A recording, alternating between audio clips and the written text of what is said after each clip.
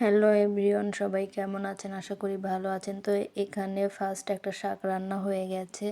আজকে হচ্ছে সবাই রোজা ছিল। আর আমার ভাবিরা আজকে কিশোরগঞ্জে ব্যাক করলো, এই জন্য তাদেরকে বাসে উঠাই দিয়ে আস্তে আস্তে আমাদের একদমই হচ্ছে বিকাল হয়ে গেছে। সবাই রোজা থাকার কারণে সবার খেতে হবে।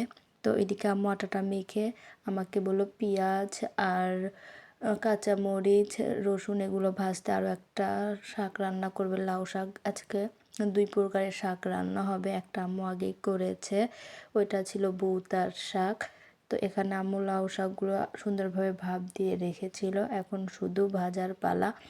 তো লাউ শাক ভাজতে ভাজতে আম্মু বললো যে তাহলে আগে বড়াগুলোই ভেজে নেই, কারণ পানি মুখে দিয়ে তো কিছু আগে একটা খেতে হবে। তো এখানে বড়াগুলো একদম একটার সঙ্গে একটা লেগে আছে, মনে হচ্ছে সুপার গ্লু আটার মতো একে অপরের সঙ্গে চিটকে আছে। তো যাই হোক, এখানে কিছুতেই ছাড়তেছিল না। আম্মু বলল বড়াটা ভাজা হয়ে গেলে আম্মু আবার মিষ্টি লাউ রান্না করবে।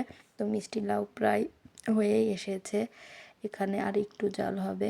আজকের মতো রান্না বান্না এখানেই শেষ। সবাই ভালো থাকবেন, সুস্থ থাকবেন। আল্লাহ হাফেজ।